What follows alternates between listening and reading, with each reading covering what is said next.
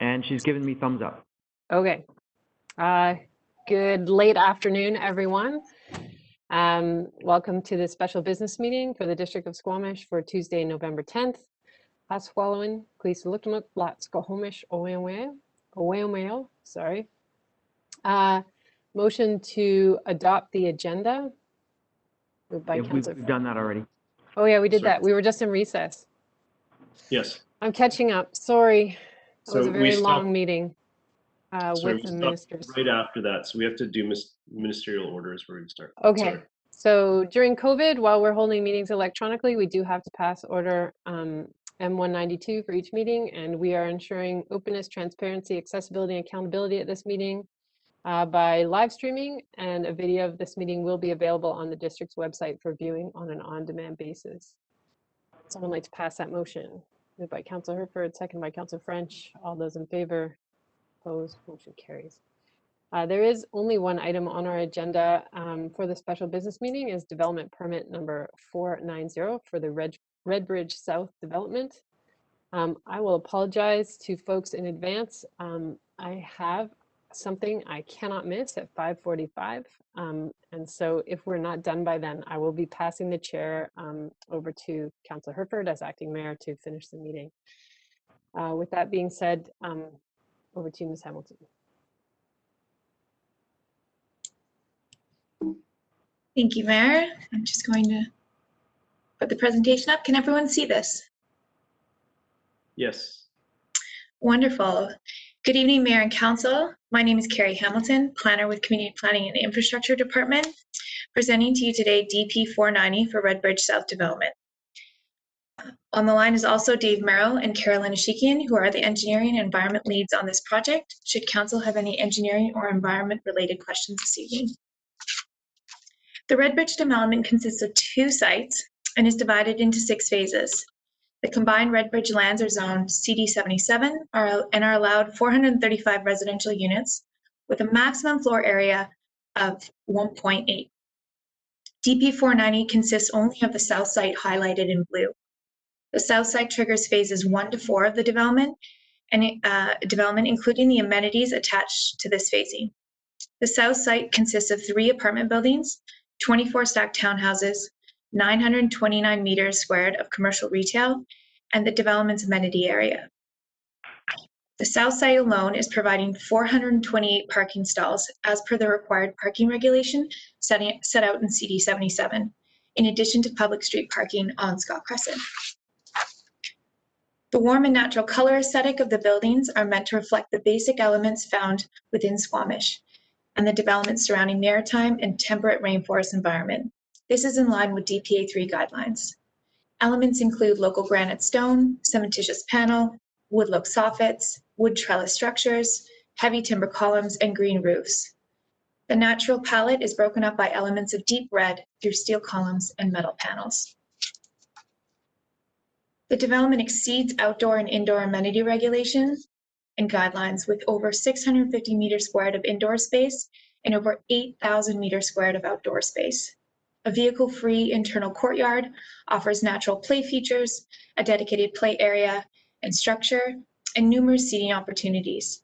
A recreational trail system is proposed at the rear of the site where existing trees and slopes will be retained. The development also includes a rooftop amenity area and a ground floor spa amenity area. Both offer generous covered areas for all weather use. DP 490 for the south site will trigger amenities for phases 1 to 4.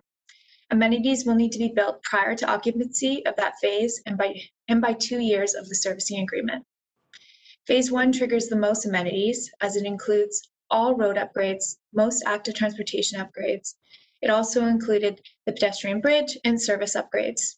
Phase 3 will trigger the need for a kayak and canoe launch to be built and operational. And Phase 4 will trigger a cash contribution for the Valley Cliff Trail upgrades and the 2018 CAC contribution.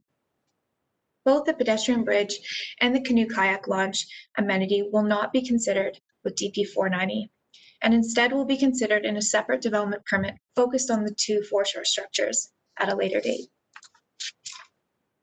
A series of stormwater ditches currently drain the subject site. these ditches are subject to DPA 1 guidelines, which require riparian setbacks or ditch infilling with compensation. The proponent proposes to infill the ditches and compensate for the loss of habitat with a contribution to the district environmental reserve in the amount of roughly $124,000. This amount has been determined based on the cost of recreating the ditches and replanting the riparian area. In addition, the site is designated to preserve the existing mix of young forest along the south slope and would achieve a bronze rating for Green Shores Coastal Development Principles for the Shoreline Design, which is the image you can see here. The proposed works are subject to authorization under the Federal Fisheries Act, as well as other applicable senior government legislation and approvals, which will be required prior to site works. A detailed account of the project sustainability practices can be found in attachment 1 on page 7. The project is proposing space heating and introducing heat pump technology to create domestic hot water. Gas is only being proposed to heat the common area pressurization system. The development has been considered features to reduce thermal bridging, reduce lighting, minimize solar heat gain, increase natural ventilation, and source materials locally to reduce the project's carbon footprint. Green roofs are proposed along the lower roof structures. DP 490 was presented to the advisory design panel twice, once in September 12, 2019, and again on October 31st, 2018. Minutes of the ADP meeting can be found in attachments 7 and 8. The committee approved the project in October and left recommendations for staff to address remaining minor conditions, which include loading bay location concerns, adaptable unit upgrades, revised soffit material, and included sustainability elements into the design and architectural package, which have all been met. So in addition to DP 490, there are 2 land development agreements, LDAs for short, proposed for council's consideration this evening. The first one is regarding the addition of language in the LDA to secure a public play structure in the future district parkland. As part of this application, the district received a number of comments from existing Valley Cliff and Hospital Hills residents interested in having a public play area as part of this development.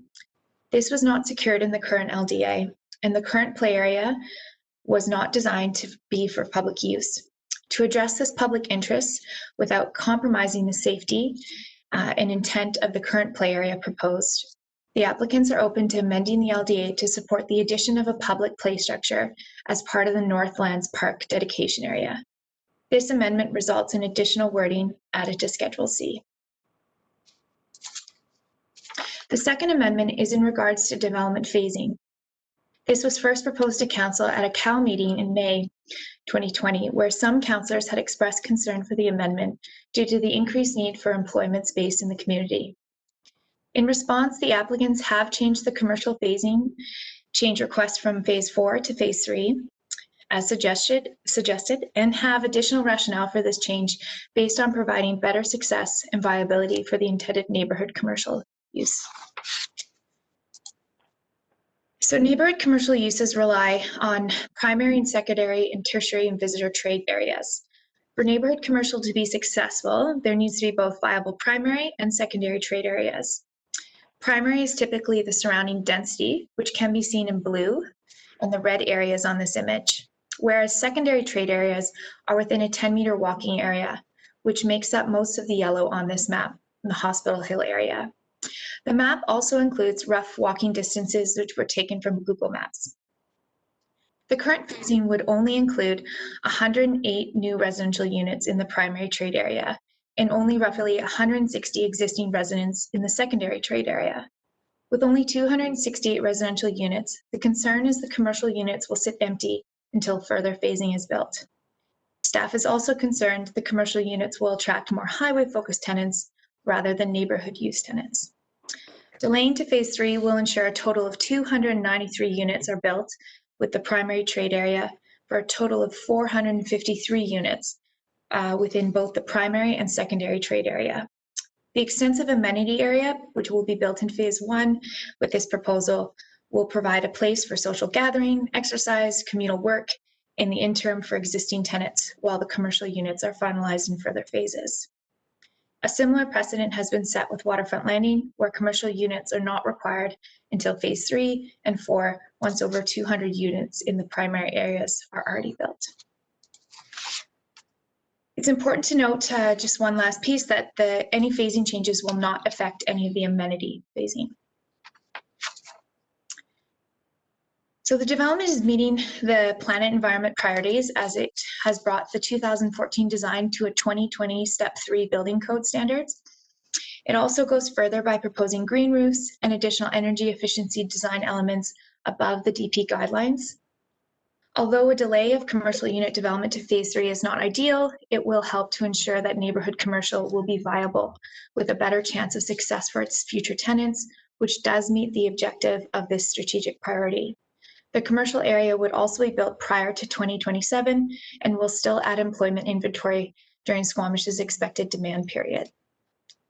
This development exceeds pedestrian connectivity and public space guidelines. It is providing significant improvements to active transportation connections for Valley Cliff and Hospital Hill residents, exceeding the neighborhood connectivity and public space priorities.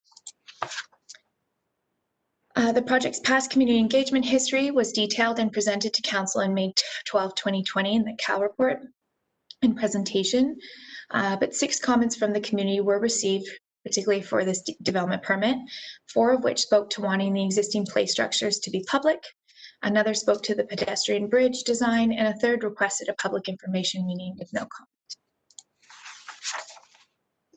As DP 490 meets and exceeds the development permit guidelines for this area, staff are recommending approval of DP 490 along with its associated conditions, many of which are outlined in detail in the land development agreement.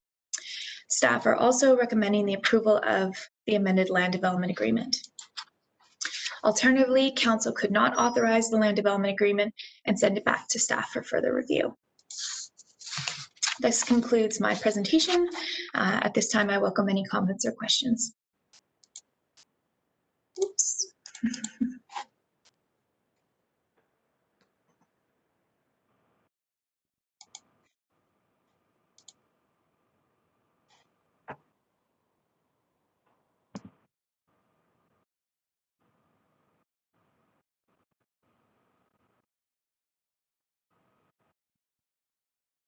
Councillor Anderson. I will start with referring to a line out of the minutes of the advisory design panel, the desire that the Mamco Blind Channel, to quote, be naturalized as much as possible. Well, the natural state of this body of water, the Upper Mamco Blind Channel, is difficult to see today. It is a river, and we have spent over the last several years well over $1 million to try to restore some of its river functions, freshwater flow in particular. My question is, the 2 amounts that are mentioned in the LDA in the main resolution, I take it both amounts, the 149,000 and the 123,000, are intended to be directed to the District Environmental Reserve. My question is whether there is anything in the way of directing the use of these funds, indirecting the use of these funds towards restoration work in the Upper Mamco Blind Channel. I believe this would also be certainly of benefit to the development and its future residents, but these are activities that are otherwise hard to find easy sources of funding. So are there restrictions on what we might do with these funds in that specific area? Mrs. Sheehan. Thank you, Mayor. Through you, I can certainly provide clarity on this. So there are 2 amounts in the report to Council. The first amount is, in fact, security bonding. So it's for marine habitat compensation that the district will hold the security until that compensation work is complete, and then return the amount to the landowner. The second amount is a contribution to the District Environmental Reserve Fund. So I'll speak to the first amount first. So the security that we've taken for the marine habitat compensation, it would not be ideal to use this security for for such works that that you are proposing, Councillor Anderson. And the reason is, first of all, the compensation and enhancement has already been designed and reviewed as part of this development permit. Excuse me, it's been detailed in the foreshore assessment report, which has been attached to this package. All marine works are subject to senior agency approvals, and while these senior agency approvals have not been applied for yet, we do know from past experiences that the agencies are likely to require foreshore restoration, which is what is currently being proposed. So dredging would be above and beyond this. They would likely still require foreshore restoration in addition to the dredging. Furthermore, using this security would mean that either this development permit would be delayed to allow for the redesign of the compensation, or if approved, that it would likely require amendment. Furthermore, the proponent would need to be agreeable to this change, and it would be subject to sign off by the qualified environmental professional. And lastly, I wish to note it could jeopardize the Green Shores rating. So now I'll speak really briefly to the contribution to the environmental fund, the Environmental Reserve Fund. So this is a possibility. This would be a district-led project subject to a few things. So first of all, whatever is being proposed must clearly meet the intent of the Environmental Reserve Bylaw. So that states that funds be expended for the purpose of supporting environmental initiatives, including but not limited to vegetation and habitat restoration and enhancement, and land acquisition for the purpose of habitat preservation.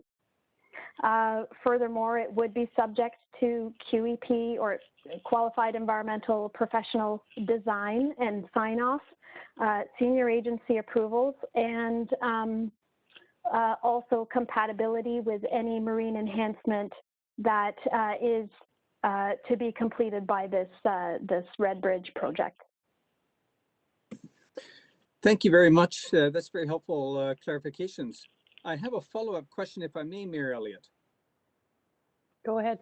There is a matter that's been brought up a few times over the years that I'm not sure whether it is addressed, and you can please just advise me if this is to be addressed in a future development permit application. But on the Crown water lot portion of the project site are some legacy pilings. They date from 1906. And there's quite a story behind them, and it is a story related to local Squamish Nation families that were involved in the log handling enterprises that were there. And I really am heartened to see the encouraging interest in history telling, and to quote, I could quote also from your correspondence, Carrie Hamilton, in sharing site history as a goal. There's a lot of site history in those pilings, lots of stories that can be told about them, and if not in Rose Park, then on the site. My question is, can they be protected in the shoreline treatments that are proposed? I see that they're in the discussion of marine foreshore plans, and in the advisory design panel, there's discussion of a retaining wall. So there is uncertainty, and I am asking on behalf of other members of the community as to the fate of those pilings as a heritage feature.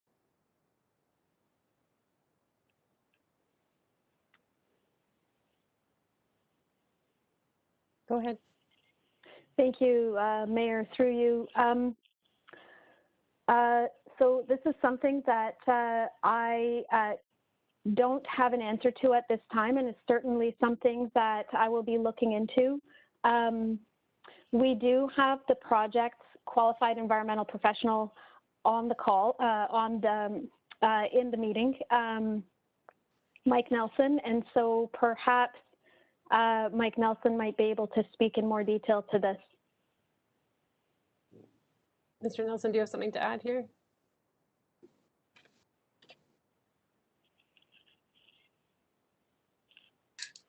There we go. There you go. I've learned how to unmute my computer. There's no 12-year-olds in my household anymore. So it takes me a while. Yes, the piles could remain, provided they're not within, there's one section of wall that has to be constructed, providing the piles are aren't located there, they could be incorporated into the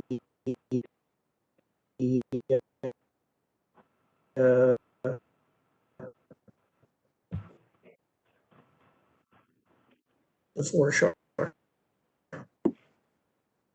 Did you hear that, Councilor Anderson? No, I did not. There's a wall that will prevent some of the piling staying that needs to go in, but others that could stay. Thank you very much. I'll take it that I've raised So, and hopefully it can receive its best attention. actually, I do. And I'm sorry if I'm. Mr. Nelson, we're having trouble picking up your audio. May I also highlight, as it is a kind of a heritage issue or raised as such, there is a triangle of property that is not owned by the Kingswood group. And it's the Brennan Triangle, and it is tied to Mayor Brennan's time as mayor and how he got to be mayor. And I believe that it has the status of an upland owner as far as the Crown is concerned. And I don't need an answer to this. I just have not seen it addressed, but there is a piece of private property that is enclosed within the development that I don't see referred to. Thank you. Ms. Hamilton? So just to clarify, the piece of property that Councillor Anderson is speaking to has been reviewed and is not part of this development permit application, and all of the foreshore works is actually outside and not impacting that property. So it's not included in this design and has been carefully looked at as part of to avoid that particular property. Thank you. Thank you very much. Other questions?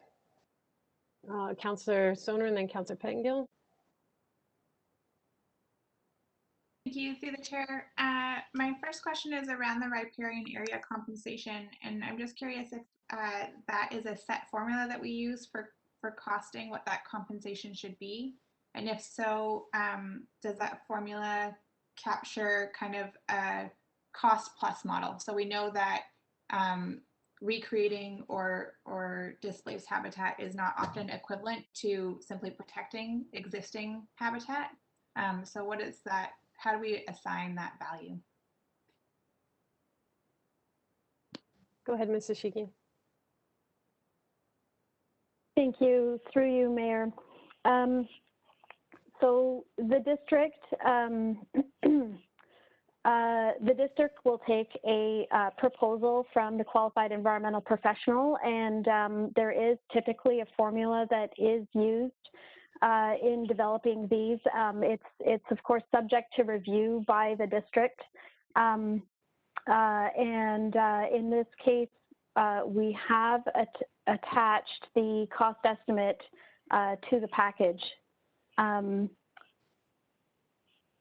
Are there more detailed, do you have questions on further detail around that? No, that's fine. Thanks. I'll take a closer look at that. I had another question just around process for when the step code is established, and if that's at DP or if that's at building permit. Ms. Hamilton? So the step code is established at the building permit application, and currently the applicants have indicated that they are trying to achieve the January 1st, 2021 cutoff date, which would trigger them to build to step 4. So they're trying to get their application in prior to that, which would fall under step 3. Okay, thank you. And then one more, if I may, Go ahead. Chair. I'm just curious if staff can speak to their rationale for why they think that the proposal achieves the development permit guidelines 36.10A around building form massing and step backs.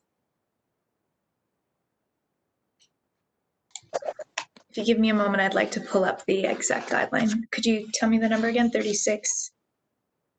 Yeah, it's 36.10A.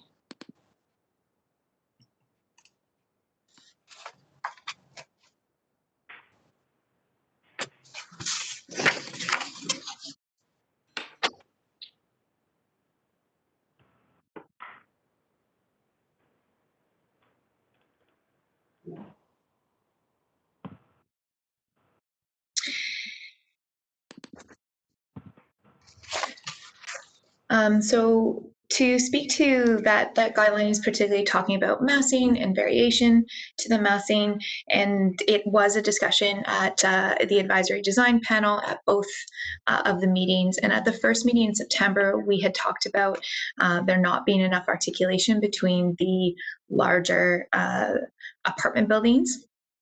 And to address that comment, the architects actually created some different panels and colors for each of the buildings, and they also reduced some of the massing to have the massing feel like they're more separated buildings.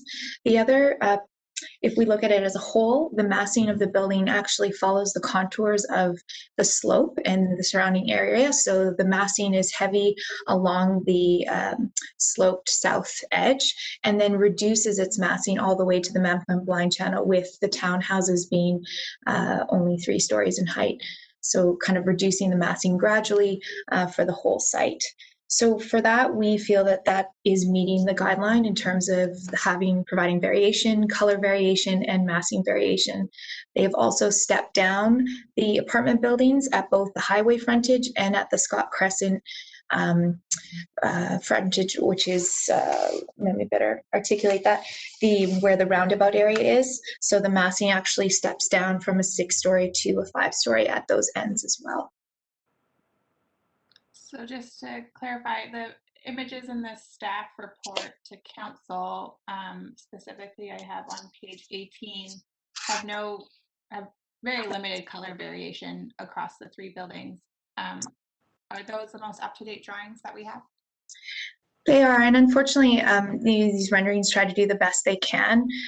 They are not always as reflective as what the materials and the depth of these materials will present to you. So the images that I've provided in this report are very architectural, more building permit level drawings with colors on them. Whereas if you look at some of the renderings that are part of the attachment 1 package, they also show kind of more of the depth, which helps provide that variation and helps strengthen the differentiation between the materials.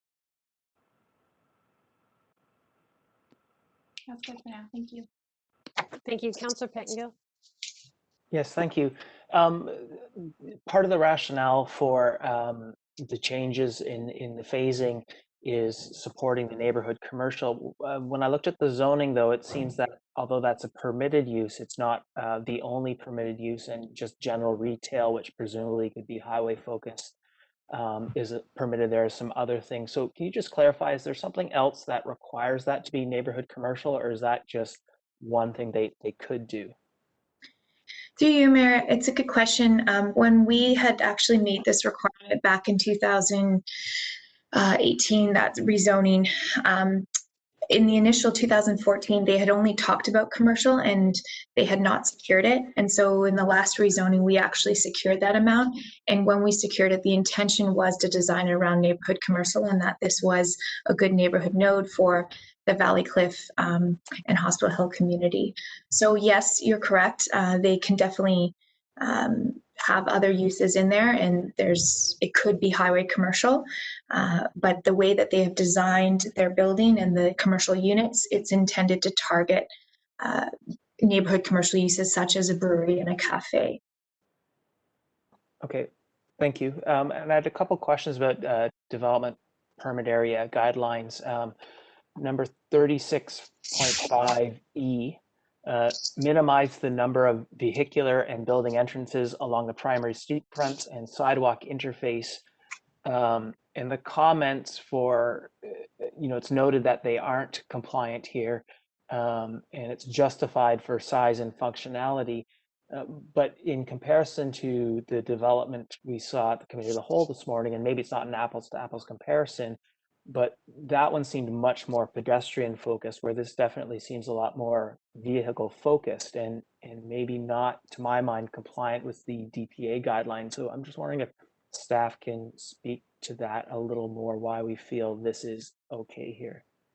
So through you, Mayor, one of the things that might be a bit harder to spot is that we currently do have a pump station at this entrance, and it requires a lot of space along that frontage. So if you were to look at some of the attachments, even the landscape plans might show all of the different elements that would be required for our district utility purposes. And that was a challenge for this development to bring the commercial right to the street front, which is your typical design that we'd like to see. The other, we do feel we did pay a lot of attention to the pedestrian connectivity to that site to ensure that it doesn't lose that pedestrian feel. We have large sidewalks. We do have good connections to the corridor trail. We have bike racks parked right outside of those commercial units, so you could pull your bike up. And we also have vegetation along that parking, the surface parking, to kind of cover the visual views of that open parking area. Okay, thank you. And the other one was 39.5A. On-lot parking should be beneath the building and accessed at the block ends. And the note is, again, that it's not compliant because some surface level parking is provided, but I wasn't clear on why we feel that is justified here. And so, like, why we wouldn't have insisted that we remain compliant with the DPA guideline there. Just wondering if staff have any comments on that.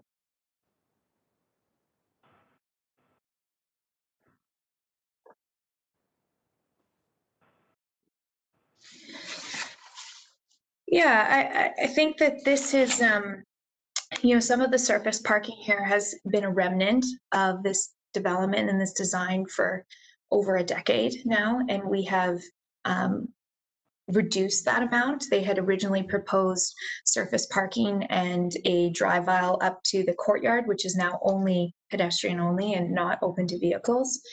So they have made some modifications to meet our current guidelines. This one was seen as something that to make the commercial viable, having some amount of surface parking was needed.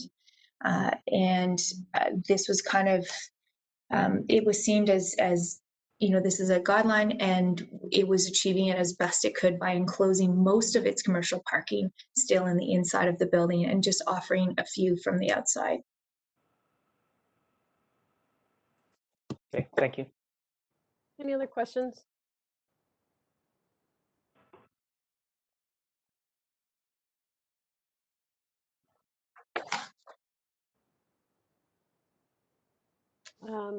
I just want to confirm, Ms. Hamilton, that the EV charging is 100% roughed in, and that the number that's in the staff report is the 30% that need to be built. You are correct, yes. And then on the parking, the commercial parking, it says retail office 2 stalls per 100 meters, restaurant use 2.5 stalls, but DP 490 is just the 2.5 stalls because this portion doesn't include retail office, or? I believe they're meeting the highest level of the parking. That was just their intent. Okay.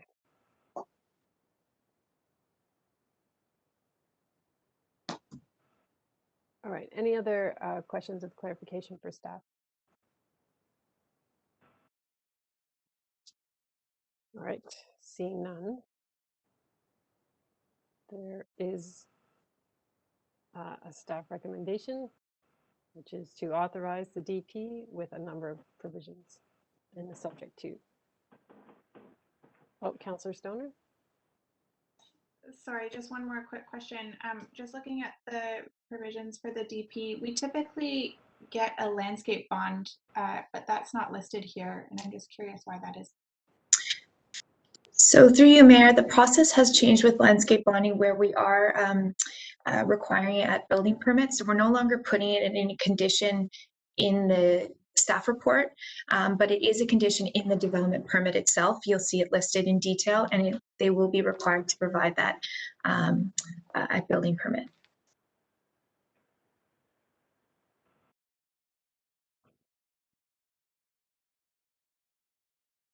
Okay. Council, where do we go from here? Council Rakes? I will move the staff recommendation. I'll speak to it if I seconded.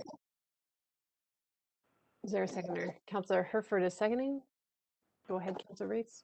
Thank you. And I'm happy to support this. It was, I didn't have questions because from my perspective, the report was quite complete and answered any questions I might have had. And I've been living with this development in a sense for quite a few years now. So I sort of know some of the ins and outs of it and some of the permutations. But I think it will be an asset. And the commercial, I don't have a problem with the change of phasing. I don't have a problem with the addition of the park space for children. That I think is a good addition and was probably an oversight when we went through the zoning. But I think the phasing is particularly important, or the change to the phasing, because even though this is downtown in the OCP, it is physically removed from the more established part of downtown. And so the commercial, I think, has always been recognized as being a challenge for that location. And so I think that, and we don't want necessarily just highway turnoff traffic. If we do really want a neighborhood hub, then we have to get a neighborhood there first before these businesses will succeed.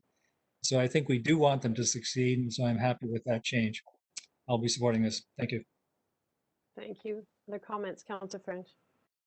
And then Councillor Anderson. Thank you. Yeah, this development team really has been running a marathon, and it's taken a long time to get this project to this point.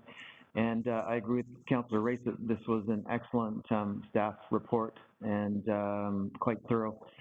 And I will be supporting this motion. Thank you, Councillor Anderson. This morning, in addressing another development permit application, I made a speech about DPA 3 guidelines, and I won't repeat that speech except a couple of highlights with respect to this example. I'll quote from the advisory design panel minutes from the architect's presentation. An industrial character was introduced into the project. I personally don't think that that is needed.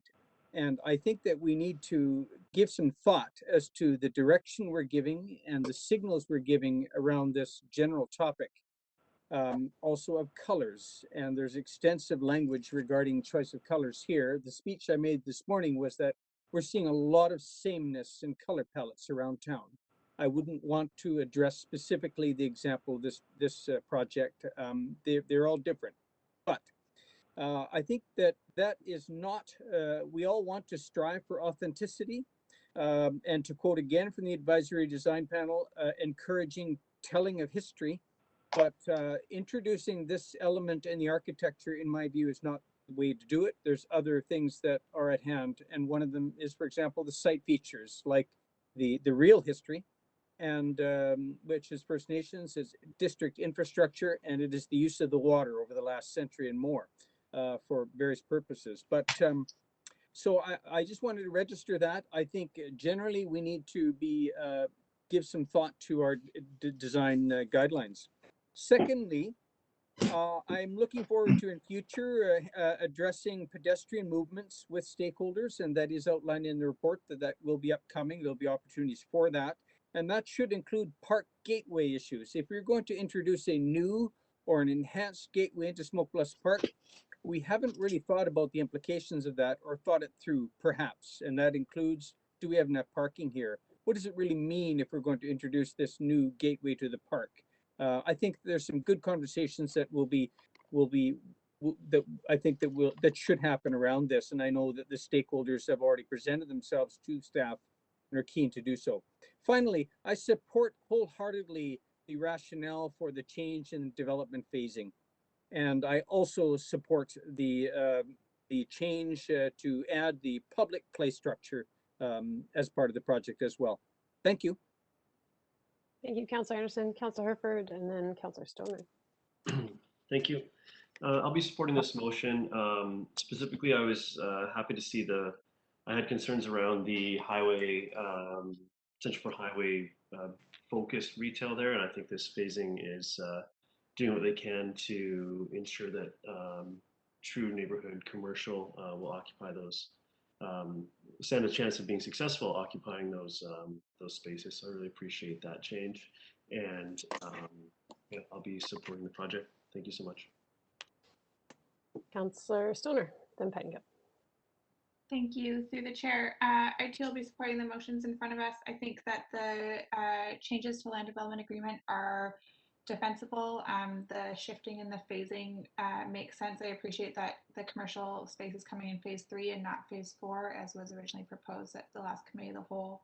And definitely am supportive of the public children's play structure. I'll just make the comment that I think it signals to me that we need to kind of tighten up our language around public amenity versus private shared amenity space for residents. I think that's come out in this land development agreement, and then in an earlier conversation we had today around just shared use across childcare versus commercial. So just a few things that have jumped out to me in terms of how we can potentially start to clarify our language in land development agreements so that the full benefits are realized in the long term for what we're expecting. But other than that, the development permit has no variances, so happy to support it as is. Thank you, Councillor Pettingill. Thank you. I will be supporting this. Do have a few comments though. I support the public play structure. I'm glad to see that. I echo my colleagues' concerns about our use of the word amenity. I think when we're talking about community amenities, the community is paying attention to those and has an expectation of them being public. And then when we're talking about private and accessible things as an amenity, it gets confusing. I had to read through a few times to figure out what was what. And it also led me to the thought of going forward, being careful with these large developments, that there are always, I think, some sort of public spaces in them as we want a more walkable community. I think having those publicly welcoming areas throughout is really important. A little bit frustrating to hear that they are trying to hit their building permit before the cutoff date as to avoid step 4. And so, you know, I just, you know, I think they're going to have to retrofit to step 5 or better and do a bunch of retrofits. And so I would really encourage them to rethink that. And I'll, I guess, take my broken record off now. But yeah, you know, I would like to see going forward a little more attention to matching employment to housing. And just looking through the diagrams with the distance and how many populations would be served by the business, I think we do really have to recognize that a highway like Highway 99 is a significant barrier. And so I think the radiuses we drew aren't really reasonable radiuses. And I think in this case, it is an argument to change the phasing the way they wanted.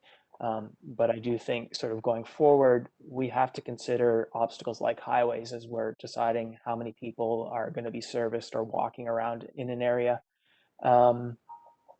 And so, yeah, I guess with those sort of caveats, you know, I had 1 or 2 concerns with DPA guidelines, but for me, they are not fundamental enough to, you know, withhold the whole permit. So I will be supporting this. Thank you. Thank you, Councillor Pettingill.